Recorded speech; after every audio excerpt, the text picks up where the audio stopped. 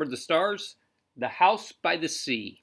Oh, Anne Marie, Ellen said with awe in her voice, it is beautiful. Anne Marie looked around and nodded her head in agreement. The house and the meadows that surrounded it were so much a part of her childhood, a part of her life, that she didn't often look at them with fresh eyes. But now she did, seeing Ellen's pleasure. And it was true, they were beautiful. The little red-roofed farmhouse was very old, its chimney crooked and even the small shuttered windows tilted at angles. A bird's nest, wispy with straw, was half hidden in the corner where the roof met the wall above a bedroom window. Nearby, a gnarled tree was still speckled with a few apples now long past ripe.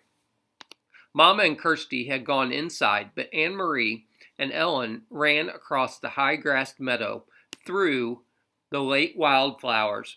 From nowhere a gray kitten appeared and ran beside them, pouncing here and there upon imagined mice, pausing to lick its paws, and then darting off again. It pretended to ignore the girls, but looked back often to be certain that they were still there, apparently pleased to have playmates. The meadow ended at the sea, and the gray water licked there at damp brown grass, flattened by the wind and bordered by smooth, heavy stones. Never been this close to the sea, Ellen said. Of course you have. You've been to the harbor in Copenhagen 1,000,000 times. Ellen laughed. I mean the real sea, the way it is here, open like this, a whole world of water. Anne Marie shook her head in amazement. To live in Denmark, a country surrounded by water, and never to have stood at its edge? Your parents are really city people, aren't they? Ellen nodded. My mother is afraid of the ocean, she said, laughing.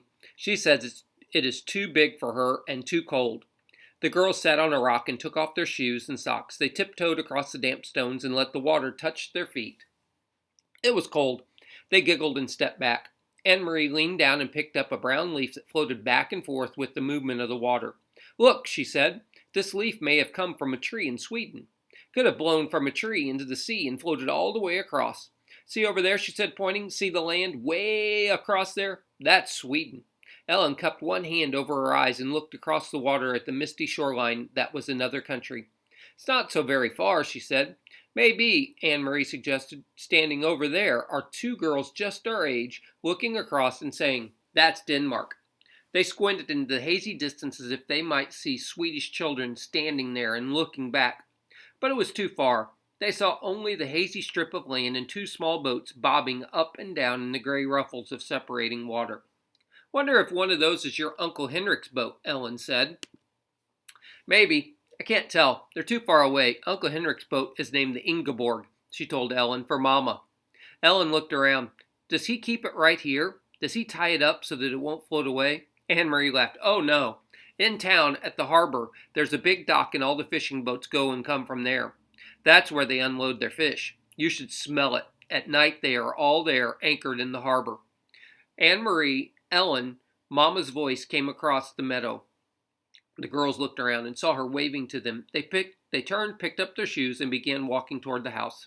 The kitten, who had settled comfortably on the stony shore, rose immediately and followed them. I took Ellen down to show her the sea, Anne Marie explained when they reached the place where Mama waded. She'd never been that close before. We started to wade, but it was too cold. I wish we had come in summer so we could swim. It's cold even then, Mama said. She looked around. You didn't see anyone, did you? You didn't talk to anyone. Anne Marie shook her head. Just the kitten. Ellen had picked it up, and it lay purring in her arms as she stroked its small head and talked to it softly. I meant to warn you, you must stay away from people while we are here. But there's no one around here, Anne Marie reminded her. Even so, if you see anyone at all, even someone you know, one of Henrik's friends, it is better if you come in the house. It's too difficult, maybe even dangerous, to explain who Ellen is. Ellen looked up and bit her lip. There aren't soldiers here, too, she asked. Mama sighed. I'm afraid there are soldiers everywhere, and especially now. This is a bad time. Come in now and help me fix supper. Henrik will be home soon. Watch the step there, it's loose. Do you know what I have done? I have found enough apples for applesauce. Even though there is no sugar, the apples are sweet. Henrik will bring home some fish, and there is wood for the fire, so tonight we will be warm and well fed. It's not a bad time then, Anne Marie told her. Not if there is applesauce. Ellen kissed the kitten's head and let it leap from her arms to the ground. It darted away and disappeared in the tall grass.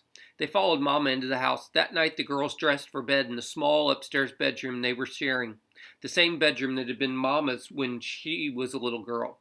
Across the hall, Kirsty was already asleep in the wide bed that had once belonged to Anne Marie's grandparents.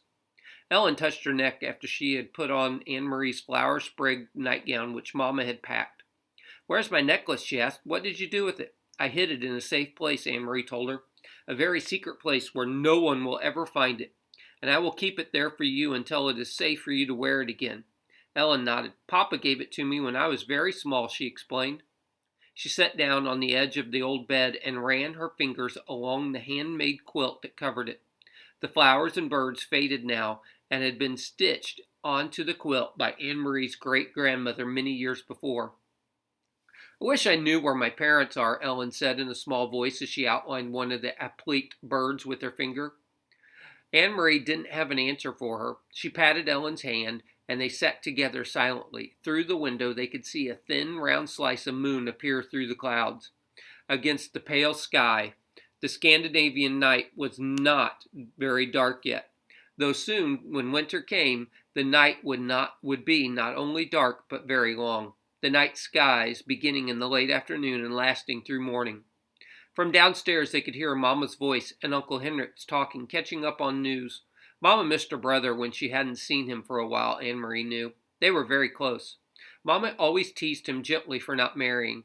She asked him, laughing, when they were together, whether he had found a good wife yet, one who would keep his house tidier. Henrik teased back and told Mamma that she should come to Gillelay to live with him again so that he wouldn't have to do all the chores by himself. For a moment, to Anne Marie, listening, it seemed like all the earlier times, the happy visits to the farm in the past with summer daylight extending beyond bedtime, with the children tucked away in the bedrooms and the grown-ups downstairs talking. But there was a difference. In the earlier times, she had always overheard laughter. Tonight, there was no laughter at all.